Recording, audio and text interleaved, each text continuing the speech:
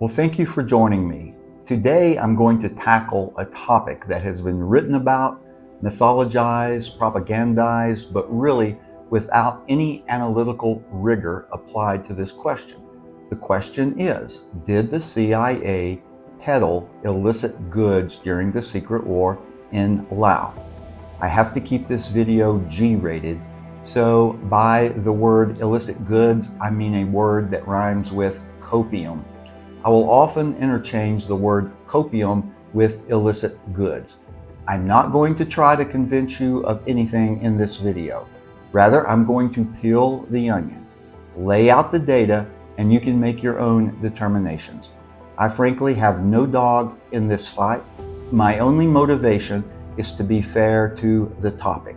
I've seen so much misinformation and frankly, speculation about this. I wanted to approach it logically, to seek the truth as best as possible. I spent 31 years as a U.S. Army and civilian contract intelligence analyst with British Aerospace Engineering Corporation. I have always rejected the term intelligence failures. Believe it or not, the intelligence is often quite good. It's the human rejection, misinterpretation, or politicization of the intelligence that is the error. I can cite you example after example of this. General George Armstrong Custer at the Little Bighorn. His Indian scouts reported a large concentration of Indians, not an easily dispersed, isolated village that he was used to slaughtering.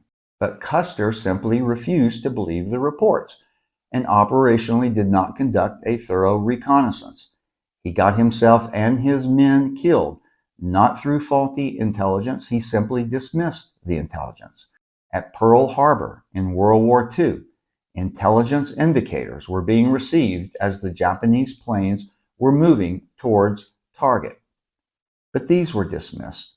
During one of my several Iraq tours, I was the Deputy J2 for targeting for JSOC's Task Force 17. I had flown to Baghdad to meet with U.S. Forces Iraq intelligence analysts. And at a roundtable meeting, they laid out their intelligence assessment. I replied that all that sounded quite logical, actually, but that's not what the intelligence was telling us. I did not even recall saying that, but several years later, a defense intelligence analyst told me he was a young analyst sitting on the back row of that meeting, and that my statement had made an impact upon how he now conducted his tradecraft. Final editorial note. Some people, as we all know, reject facts to believe in their mind what their emotions tell them. I am an Occam razor kind of guy, not a conspiracy theorist, because this principle is the simpler answer with fewer assumptions, typically is the correct answer, and that is borne out over and over. Some people hear an equine galloping and say, "Oh, it's a zebra." No, unless you are in Zaire, it's probably a horse. Likewise, the chartreuse butterfly you see has not been sipping radioactive city lake water. Rather, a yellow butterfly probably mated with a green butterfly. Now, whenever we examine a problem or argument by going inside and we start to pull the thread from the fabric, we first must identify the larger framework that surrounds the argument. The overall fabric, we might say, in intelligence work could be called atmospherics. Regarding these accusations against the CIA, we have to look at the context in which they have been framed and written about over time. Today, 50 years after accusations the CIA, through its proprietary airline Air America, peddled copium and that the CIA sold it for profit, the charge has been repeated so often it's written as fact without anyone really scratching that outer layer veneer of accusation to see what the evidence really says. So many assertions have been imposed upon the text. Over the years, I have familiarized myself with the most so-called influential writings and data on this subject, and thus have made myself fairly conversant with the material. Two important conditions frame this argument. First, almost without exception, the writers who have written that the CIA peddled copium during the Lao War have been and are the more conspiratorial leftist anti-government writers. Now, there's nothing wrong with that. I'm a leftist Democrat myself. We each have our own ideologies and biases, but many of these writers bring their biases into their research and often don't make clear whether they are positing fact or assessment, something the best researchers differentiate. This book's author is candid as regards to his leftist liberal political orientation. He writes that after returning from France, I was back in New Haven at a street demonstration for Black Panther leader Bobby Seale, where I met the Beat Generation poet Allen Ginsberg.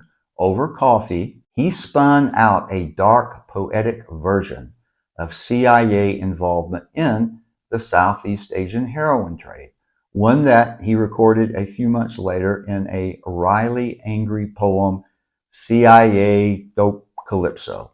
Mr. Ginsberg's poem is quoted in the 1972 version of this book, and it contains a derogatory reference to Air America transporting copium. Therefore, it is evident that even before he commenced to write his book, he was predisposed to believe that the CIA and Air America were guilty of participation in this illegal trade. His mindset in 1971 is not surprising, as he had just completed his master's degree at the University of California at Berkeley, the mecca for liberal anti-war protest. Secondly, in this framework, it is not only very odd, in fact, it's an outlier, that 50 years after the war, and as Air America pilots and employees are in their 80s, are dying, and one friend of mine, Les Strauss, even in his 90s now, not a single one, neither employee or pilot to date, has ever come forward in a deathbed-like confession stating that Air America hauled copium. In fact, quite the opposite. Longtime pilots like Dick Casterland and others, I can name several, maintained up until their death that Air America did not. Now, think about this. It is actually quite remarkable. I do not know of a single, not one, criminal conspiracy or secret program the last 50 years in which some participant did not eventually come forward and claim to spill the beans.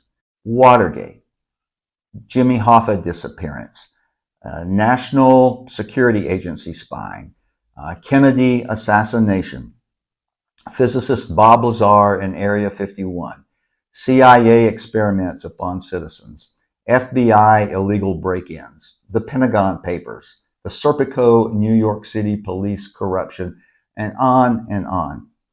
Given that no Air America employees have come forward is a unique factor of a non-event. That must be considered, given that confessions or whistleblowing is actually the norm.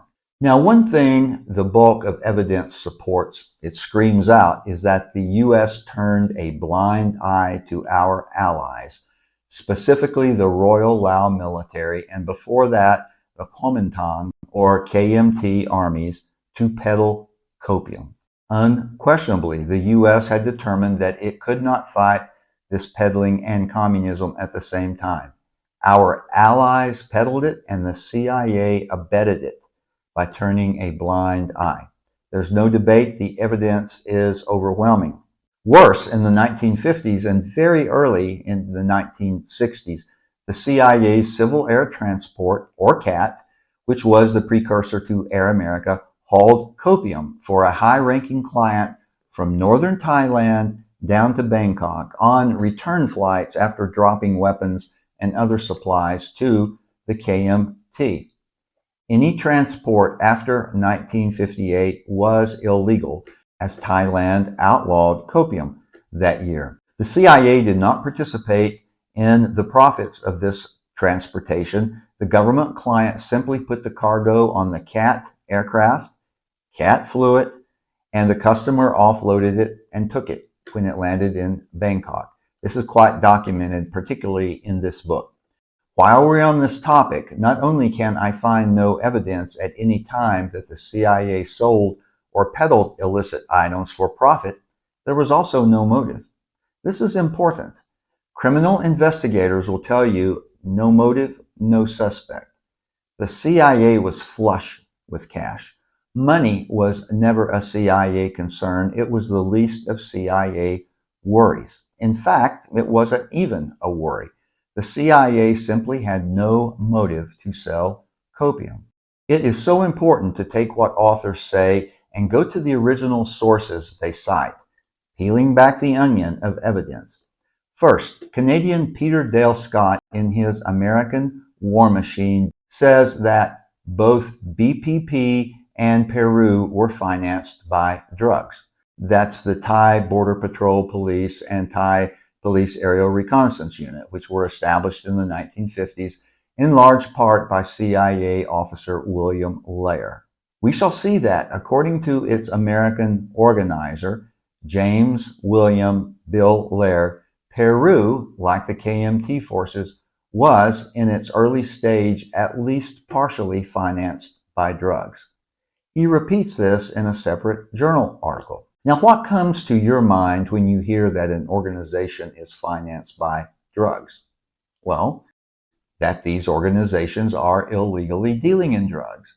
But once you scratch the surface, go to the source and see what Lair actually says, it is that the Thai BPP in 1954 had formed a counter-narcotics unit in Chiang Mai, Thailand, and were so successful seizing KMT drugs coming across the Thai border from Burma, Myanmar, that at least momentarily KMT drug operations came to a halt, and that the illicit items and money were turned over to the Thai counter-narcotics account in Chiang Mai, and the Thai government gave the unit a reward for their seizure. Lair says he used some of the reward money to purchase mules for the unit. Nothing scandalous here. So the author would have been less deceptive and more accurate in saying both BPP and Peru were financed by illicit drug seizures which were turned over to the government. But you see, there's nothing sensational about saying it this way. Let's review one more assertion and then show you who the major players were in the illicit traffic. This assertion is against General Vang Pao, who was the Royal Lao Army commander of Military Region 2, the only Hmong general in the Royal Lao Army. While Vang Pao was certainly worthy of his rank, it is doubtful he would have become a Royal Lao Army general without U.S. advocacy, because he was Hmong, a tribal minority the Lao discriminated against. And Vang Pao certainly had rivals and enemies among the various Hmong clans as well. In the summer of 1971, the Lao ambassador designate to France, Prince Sopsiana, in Paris, was discovered bringing 60 kilos of high-grade Lao horse into the country. The U.S. Bureau of Narcotics and Dangerous Drugs, the forerunner to the DEA, claimed it had reports that Vang Pao had financed this operation through a heroin refinery in Long Tieng. Never mind that Vang Pao did not associate with Lao royalty, and never mind that the commander-in-chief of the Royal Lao Armed Forces, Major General Ouane Rattikone, was the biggest illicit trafficker in Laos, probably in all of Southeast Asia. This is a serious accusation written about Vang Pao. In the summer of 1971, when this event occurred, the author was in Laos conducting research. Based on the dates and time durations provided in the preface of the 2003 edition of this book, it appears that the author spent approximately 1 month in Laos. Did the author or agents with the U.S. Bureau of Narcotics ever ask where this refinery in Long Tieng was located, where it was on a map, or try to drive by? Not to our knowledge. I've been to Long Tieng several times. It ain't that big. Keep in mind, this is 1971. Long Tieng was no longer a secret. Newsmen had been running around there for a while. A refinery in Long Tieng probably would have been easy to find.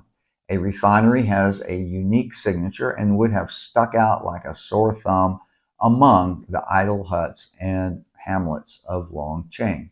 Like with all refineries, smoke would have been billowing, waste refuse dumped out the back, caravans of mules, or more likely vehicles, moving in and out and delivering and picking up illicit goods, foreign chemists, typically from Hong Kong or China, and according to this U.S. government document, heroin conversion laboratories are generally located in isolated rural areas due to the telltale odors of the lab's chemicals. I know of not a single source that ever pointed to a refinery in Long Tieng other than the U.S. Bureau of Narcotics claiming it had reports of such. Now, to the author's credit, he says alleged refinery, but repeats the claim enough in his book and articles that others over the years have picked it up and wrote it as fact. But there is nothing to substantiate it, and no doubt the Royal Lao Army officers who were trafficking big time simply pointed the finger at Vang Pao. Vang Pao was given a small fleet of aircraft. What its purpose was has never been revealed. Vang Pao's associates certainly could have been ferrying illicit goods, although Vang Pao almost never strayed from the front lines. This doesn't look like someone who has a Swiss bank account. But to be fair, we don't know the purpose of this airline other than anybody who was somebody in Laos seemed to have an air fleet.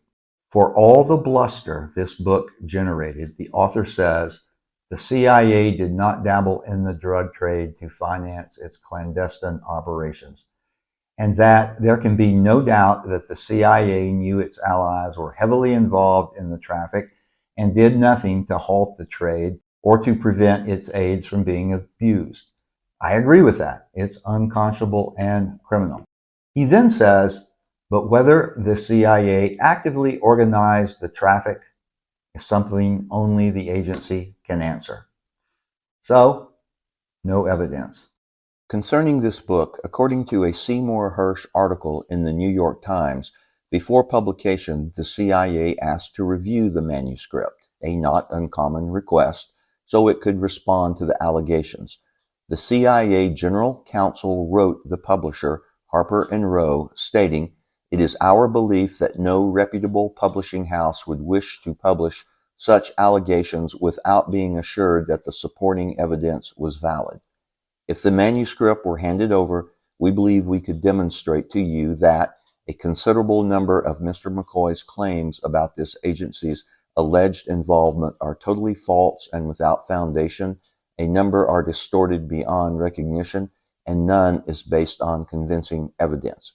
But the author refused to provide a copy for review, hamstringing the CIA's ability to address the charges.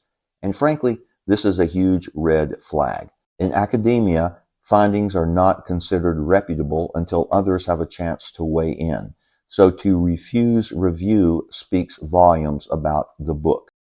In this later article by Seymour Hersh, the CIA General Counsel says, "It is plain that Mr. McCoy has limited his citations to those supporting his thesis, and he appears to have ignored available information which might contradict it."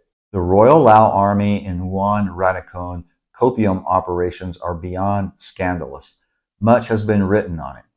In the Robbins Air America book, Air Commando and A-1 pilot Jack Drummond, U.S. Air Force pilot, tells the story of Lao pilots using their T-28s to ferry copium around. This activity was inhibiting combat operations. Drummond cut a deal with them by giving them a C-47 from USAID in Thailand in exchange for their promise not to use T-28s to ferry copium. It worked.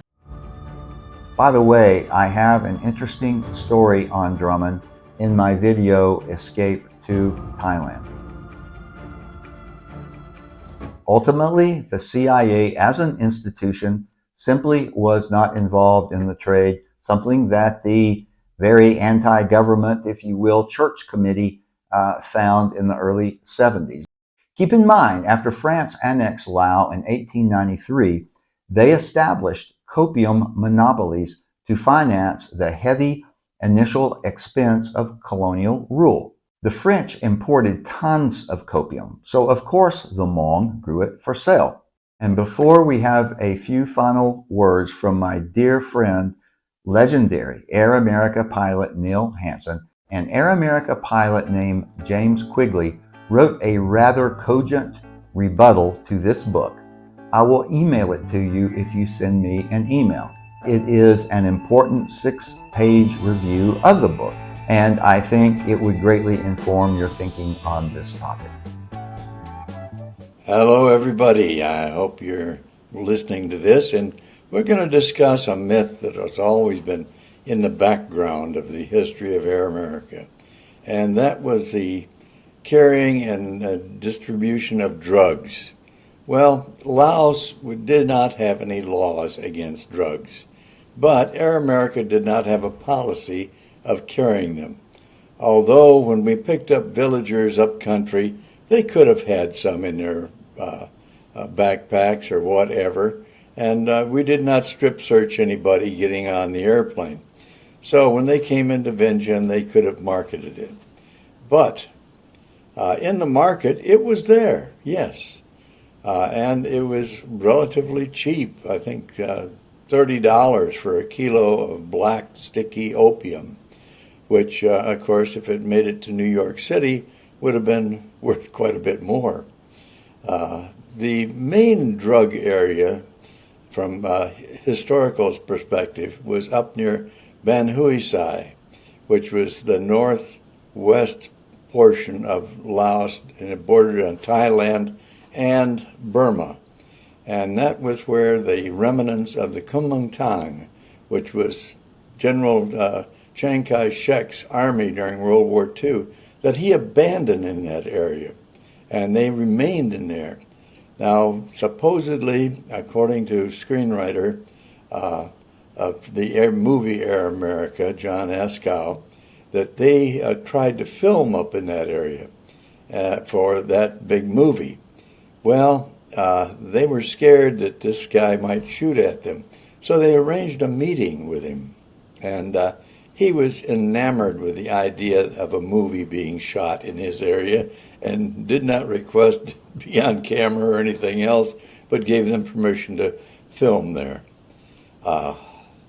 This myth also had a basis in Vientiane, Laos, where there was a bar called the Concord, where the Corsicans ran this bar. And they also had 2 twin beaches out in the airport, and reportedly they were used to airdrop drugs to French freighters that would go to Marseille. These things became quite dangerous and disrepair because they didn't bother with maintenance and everything, and I think they were parked permanently there. Also, there was the rumor that General Vang Pao's airplane would carry drugs, and that could have been possible. It was part of the culture there, and of course opium and heroin now are rather mundane compared to the exotic things that people do to their bodies and which have fatal results.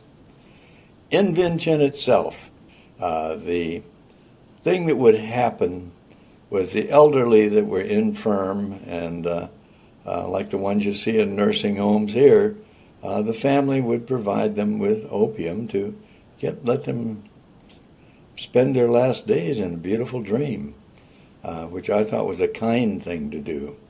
And when they decided that their dream was over, they'd simply give them a little black pearl of opium, and they'd swallow that, and they'd go out permanently in a dream. And that was a very kind thing to do. I never saw anybody stumbling down the street high or anything else. that was not visible anyways. And even when I joined a Buddhist Wat as a Buddhist, I never saw any drugs there either. Nobody used that in the religious ceremonies or anything else. It was strictly self-meditation and developing a way of turning inward in your mind, not with the help of any drug whatsoever. And I really enjoyed the culture there because it was drug-free, more or less. The only recreational drug use I saw was when some hippie tourists came into town. One was the son of a famous writer here in America, and they were wandering around the streets high and doing their thing, but eventually they ran out of money and had to go back across the Mekong and go home. But for myself, I never saw anything other than I knew that maybe some of the passengers did have some, and if they did have a sticky brick in their backpack or whatever, it was their year's labor that they were taking to market, and they're only going to get about $30 for it for a year's work. And no, I'm not going to fool with them. I'm not going to break their bubble. It wasn't worth it. As always, thank you for watching.